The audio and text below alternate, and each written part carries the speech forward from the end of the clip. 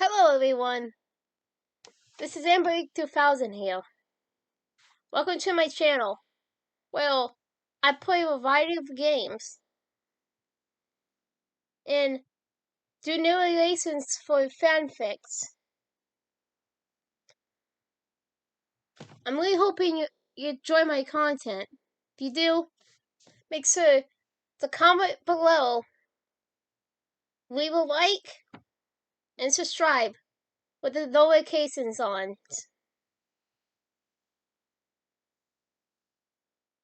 Right, so next time, this is AmberAnkNA. Welcome to my channel. So, hi! Here's something to note for this video and in this video.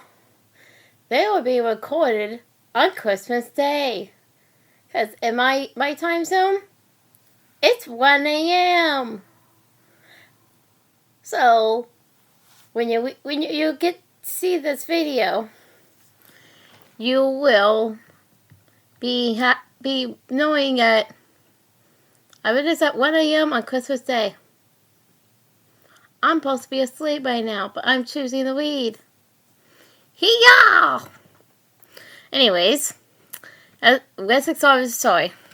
Transect X, Chapter 13, Paradisus. To this, the hearing house looked out of place. It seemed primitive compared to the other futuristic, ornate buildings. None was skyscraper tall, but all were bulky and seemed to be made from some sort of whitish platinum cell, with brightly reflected light from all directions. There were no edges or corners. All connecting points were rounded off and smooth. Endless rolling fields of thick foliage spread out everywhere within eyesight. Beautifully flowered and blooming vegetation. Except on the walking trail. The path led downward to one small structure in the shape of an underwhelming, translucent dome. It was the center point of the city. If it could be called a city. And in some ways, the hut seemed to fit the theme much better than a place called the Garden. One trail stood out to Des during the walk, leading down into a gloom-filled spindly area. I'm super sorry about your jacket, Destiny, Tabathia consoled, as he sat in the wicker peasant chair inside the hero hunt. I'm sorry you didn't exactly expect to get blood over it today.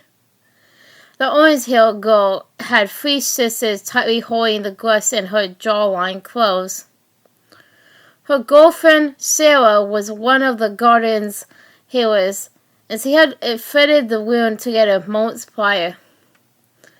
There's a lot I didn't expect today, Des joked, smoking down a Tabathia from her standing position. Tabathia giggled. Oh, wait! Well, I suppose we have a lot of questions, yes? Des nodded. Got your ointment?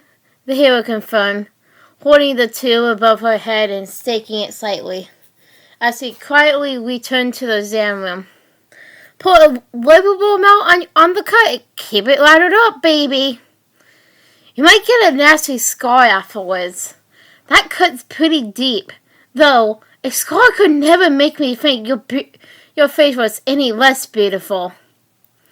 Sebastian took the tube from her girlfriend and stood. Sarah and Des were about the same height. If not exactly.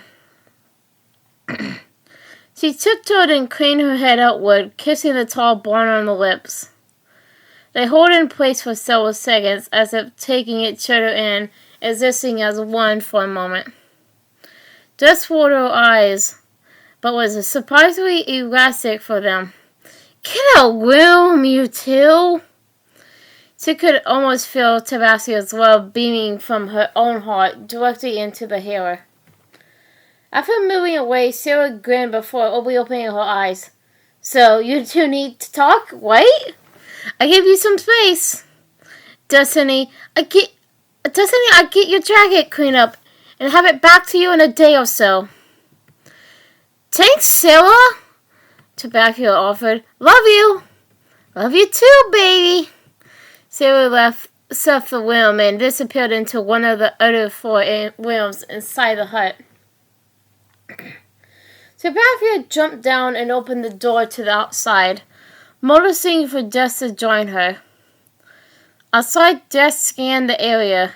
Her eyes were completely adjusted now, and everything seemed so colorful and vivid. The scent of lavender wafted on the breeze as her mind took in all the magnificent beauty around her. As if reading Jess's mind, Tobacco smiled. Yeah, same here. This place is glorious. I was amazed by everything at first. Still am, to be honest. Jess followed behind, as Tobacco led them down a much less traveled trail than the ones he had experienced so far. It was the one Jess noticed earlier. The subway seemed to go in fitness as they made their way to wherever they were headed.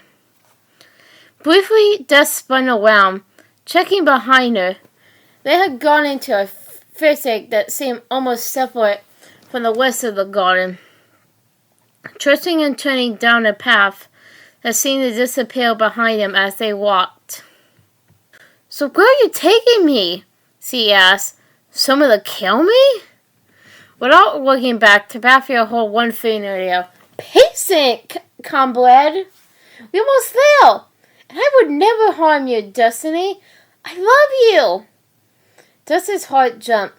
She had never been told she was loved besides by her parents, Paul, and Paul's parents. Finally, they arrived at a clearing, like being on the floor of a rainforest. Just realized he couldn't even see the sky up above any longer.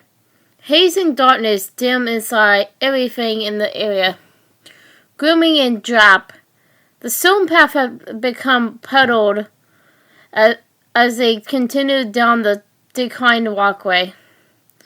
She noticed a solitary bench facing away from them. Standing beside a swiftly flowing creek with a bubbled entrance. Ambience. Come sit, Destiny! Tobacco strolled along the right side of the bench and utterly sat, crossing her legs at her ankles. She patted the space to her left and grinned as Jess walked around to join her. What is this place? It doesn't seem like the rest of the garden. That's because it's not. You're very observant. Well, it's dark and set. The rest of this place is bright. It doesn't take a brain surgeon to notice. Tobacco giggled. Yeah, and you've been in countless realms or universes during your life, haven't you? She turned towards Jess, swinging one knee and thigh on the bench, while the other leg still jingled off the edge. So, questions! What you got, Destiny? Oh, I could probably guess both of them. I'm just curious what you asked first. The girl's eyes were eerily dancing. Without a second thought, Jess asked the burning question she desired to know the answer to the most. Paul, what happened to her? And is she okay? Tobacco beamed. I knew it. You love her so much, don't you? I do, Des quickly answered. And if I didn't know more about time travel, I would still be pissed at Tobacco. You and me would probably do more than hit you in the jaw, if I'm being honest. She bobbed her head towards Tobacco's sisters. The redhead gently poked the flesh wound with the tips of her fingers as he winced. I mean, Des continued, you're forcing me to break a promise I made to my fiancé. I don't like it. A promise? Tabathia asked. Yeah, Paul never wants us to experience time differently. She doesn't want me going on an adventure then coming back to her present only moments later. She feels more connected to me like that. When I leave here, I am going back to her so she doesn't have to be alone. She's fine, Destiny. I mean, really, she'll be okay. But Sebastian swallowed hard. You can't go back to before. She has experienced this part without you. You can most certainly go back a few weeks after, but not before. Never before. Why not? I know my power is destroyed right now. But I'll find a way anyway, you know. Am I a prisoner here? Of course not. Let's start slower. Please, Destiny. There's a lot to get to. I don't want another one of these. She pointed again to her jawline. Okay, then answer my question. What happened to Paul? She was crying when Tobanga snatched me from my path and brought me here. Why the hell was he upset? Take my hands, Destiny. Sebastian placed two limp paws in Dust's lap. You must trust me. I promise you can. Dust gazed down at Tabathia's hands and then back into the girl's eyes, despite her mind screaming at her to not trust anyone besides her own family. Her heart told her that this new acquaintance deserved her full vulnerability. It was a bizarre feeling. She lived most of her life sort of rebelling against things she couldn't understand, and definitely didn't know what to make of the feelings between herself and Tabathia. She was a complete stranger, yet felt like her best friend. After a couple seconds, Des placed her hands on top of Tabathia's hand and closed them together, followed by gently shutting her eyes. Tabathia smiled and closed her eyes as well. Like I said before, I am your Nessus. We are together in this fight until the very end. Des couldn't help but smile as well. The girl's touch filled her heart with love as she let herself sink into the sensations. She could tell this was sincerely separate from what she felt for Paul. She certainly loved her fiancé in a profound way. But now, the love she felt for Tabathia existed in an adjacent matter. Almost like two separate compartments in her heart. Destiny, I greeted you when you first came here because Tobanga is... He's dead. Well, he has been dead since before his spirit was trapped in a totem. And now he's been erased. She sniffled. The Destroyer whipped a hole in your universe. He mistakenly followed with a central path that led him to Paul's parents. He killed them immediately, knowing they were somehow connected to you. Tears filled Dust's eyes, but she held her emotions back. Fighting through the urge to scream and openly weep. Her jaw was cleansed as anger rippled through her. The euphoria she was experiencing while connected to Tabathia was confusing and indescribable. Tobanga give up his spirit to seal the whip and drive the destroyer back through. We lucky. If you could call it that it was Paul's parents and not you or your mother's. Fuck. She must be devastated. She needs me. She has Max and Chloe there, Destiny. They had your house taken care of, Paul. Don't you see? Tobanga said he promised you that your parents wouldn't be involved with your fight this time. He trusted me to follow through for him. If they can be there to support Paul, that keeps them out of harm's way. For now, at least. And you wouldn't want to wish something even worse happening. If you went back and changed things, you have to let go and allow it to happen as it may. Don't try to control it. How am I supposed to sit back and do nothing, Tabathia? I will kill that motherfucker. No offense, but you wouldn't stand a chance right now. We have to train. Once we fuse, you understand more. Fuse? Dust wondered, a whirlwind of confusing emotion crashing through her. Yes! Tabathia stopped to consider for a few seconds. The most powerful among us here have a nexus. You have me. We will link together tomorrow, and you will be able to show on your power through me. We will become so powerful together. It's the only chance we have to win this fight. Huh? That couldn't make sense of the words she was hearing. Let me try a different way to tell you. So, your mom, Max, is extremely powerful. But her power is considered wild. She had no formal training, though she did have a nexus with her the whole time.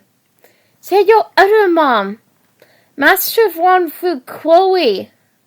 Every time she used her power, Chloe was on her mind and in her heart. They fit together perfectly. In their case, they showed a very specific love for one another, both physically and emotionally. Not all work that way. You and me, for example. When I saw you in the cemetery saving Mass, we engraved on one another, even though we didn't realize it then. From that moment, we were destined to fuse. Like I said, there's a list of what we go through tomorrow. I honestly can't wait. I've been preparing for this most of my life. Dustin's emotions were almost too much. Paul's parents were dead. Tobanga was gone. She felt love in her heart for a girl she just met. And she was supposed to feel with that same girl so she could fight evil? Everything hitting her at once reminded her of the multiverse merger, when she had countless versions of herself split through numerous realities. The main difference is that this felt more real. She was no longer existing in fractured pieces. She was entirely whole. Just as he took in an airy breath, she released it slowly as she calmed her mind. Paul's going to be fine, right? Yes, Tabathia confirmed. My moms are there with her, and they are all taking care of one another, right? Yes. And I need to train with you here in this garden or whatever, until we ready to fight the destroyer, right? Correct. I have another question. Tobanga, when you say it was a waste, what does that mean? How can a spirit be killed? Well, from what I understand, the destroyer absorbs spirits and collects them. He keeps them stored in tiny mirrors, or something like that. Tobanga knew a whole lot more, but didn't tell me much else. That sucks, dude. So, Paul's parents, were they just killed, or were they collected? Probably collected. I'm sorry to say. So, that means the spirits or souls couldn't pass on? If this motherfucker is collecting spirits means souls, I think. That's so fuck. We gotta kick his ass if for no other reason to release these souls. Yeah, Tabathia agreed. There's one more thing Tabingo wanted me to tell you. He said there's a crack in everything. That's the key. No idea what it means. Maybe you do. Nope. Hopefully we'll evenly. The pair sat in silence for quite a while. In the growing space, Jess couldn't tell how long it had been. Finally, Jess spread her hands away from Tabathia's. They both looked up and gazed into one another's eyes. It still felt weird for Jess to care like this about another girl, other than Paul, but she was willing to embrace it to release the girl's corrupted souls and defeat the destroyer.